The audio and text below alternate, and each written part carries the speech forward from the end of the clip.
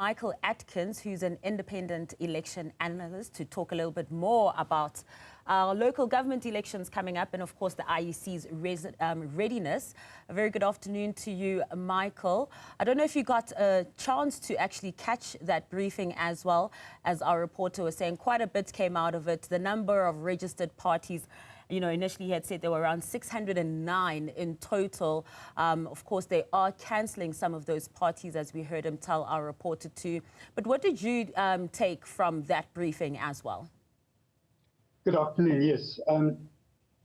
Look, this briefing is a very good and constructive part of the IEC's relationship with political parties, the media, and the general public. It's really good to have this kind of regular feedback, even if no particular issue is sort of shattering. It's important that people are aware of the work that the IEC is doing, and they have a huge task. It's not as though they just turn up every 2.5 years and quickly run an election.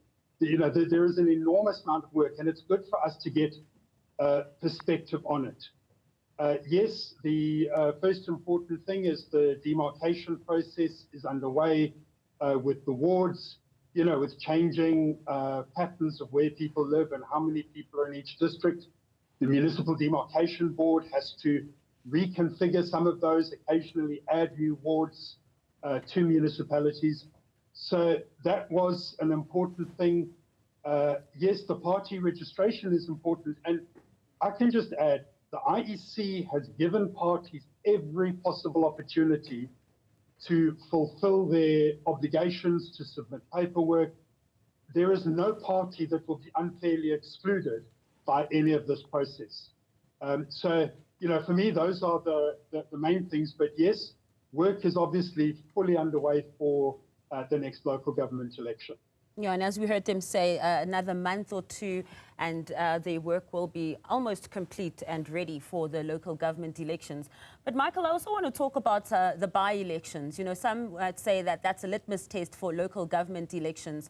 And what came out of that briefing was that there's been a 33% turnout in by-elections. Now, if we're hitting a 33% turnout so far for by-elections, what does that tell us for our upcoming local government elections? Well, it's actually not such a surprising number. Local government elections are always a lower turnout than national. So we know that national, came down to 58%, which was quite a surprise last year. Local government elections have tended to be in the 40% range, 45 to 55%. And so for an average turnout in the 30% for by-elections, remember, there's no public holiday, they're on working days. So that sounds like a fairly normal turnout. What we do hope is that this coming local government election doesn't suffer the same kind of drop in turnout as last year's national and provincial election does. And hopefully there will be attention paid to the underlying reasons for that drop in turnout to see what can be done proactively ahead of next year. Yeah, and they also mentioned, the intentions to have, for instance, ambassadors at institutions of higher learnings to try and get and encourage more young people to vote. And then also looking at a strategy for those who are not in higher learning institutions and how they will tackle reaching those young people as well. So there's clearly an effort that has and is being made to try and attract more people to vote. The other thing that was mentioned was the idea of electronic voting, but what was made clear was that this was not for these upcoming local government elections. Now, Michael, do you think when we do get to that point, it may just dent those figures just a little bit if you're looking at how online registration has done relatively well? Look, we have to be exploring electronic voting, and the IEC has done well over the years in fulfilling their mandate to do research. It's part of their legislative mandate. In my opinion, we're still quite a long way off any decision related to electronic voting, and it's not a certainty that we will go there. This is not just an inevitable march of progress, because aside from the security concerns, the confidence, you know, if we have electronic voting, people are not so certain that those results haven't been tampered with on the quiet, you know, behind the scenes.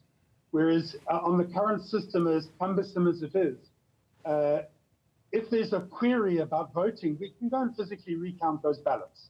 You know, there are good processes in place to verify current elections. So that decision is still some way off, and it isn't a foregone conclusion. And the question of confidence in elections is probably a bigger one than, are we attracting enough young people because of the style of voting? You know what I'm saying? It is quite a complex thing, and we cannot ever have a situation where our elections are not trusted. That's just a huge danger sign for any democracy. Yeah, and speaking about that confidence as well in our electoral systems too, when it comes to these by-elections, there have been, again, a lot of contestation from political parties also raising alarms and red flags when it comes to people, the voters' role, and people who are allegations that as much as 150 to 600, 150 people voting from one house or a police station given as an address, and people still getting to vote as well. What came out of this briefing as well, Michael, they did explain to say that ahead of any by-election, political parties are given an opportunity, they're given that voters' role so that they can be able to verify that information as well prior. But there were no objections in these wards that we're seeing these reports from political parties who are saying that, who are crying foul. What are we to make of that as the public? Because it seems that if the IEC hadn't actually come up with this information to share with the public to say, well, there weren't objections before, the political parties will continue to cry foul. And of course, that will then further mistrust in the independent elections. The parties must be able to raise objections even afterwards, and those objections have to be answered on their merits.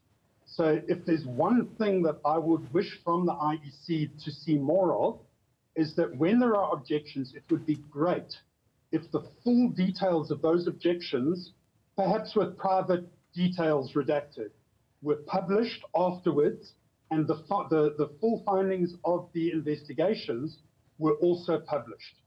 Now, I don't know the full details of what the parties have given the IEC. I've seen what's been in the media and social media. The one complaint is those multiple names at a single address. The only question with those is, were those people brought in for this by-election to sway the by-election? Now, certainly in Ward 110 in eThekwini, those names were on the voters' roll before the last election, okay? So if those voters were in the ward, even if they're all at one address, okay, then there has been no cheating because they were previously registered in that ward. Nothing would have been done to influence it. There was a similar case in George a couple of years ago where all of the names at an address were previously registered in that ward. Now, the question of addresses is very difficult. It was the subject of a Concourt ruling a number of years ago. The IEC has done great work to update the addressing and to get proper geolocation of addresses. And yes, there are some glitches. Sure, we've got the question of some of the informal settlements, and I'm sure a lot of people have given just a particular point. In Ward 110, there's a petrol garage. The address is actually a petrol garage on one of those main roads. As it happens, on those addresses, it doesn't look like there's anything sinister.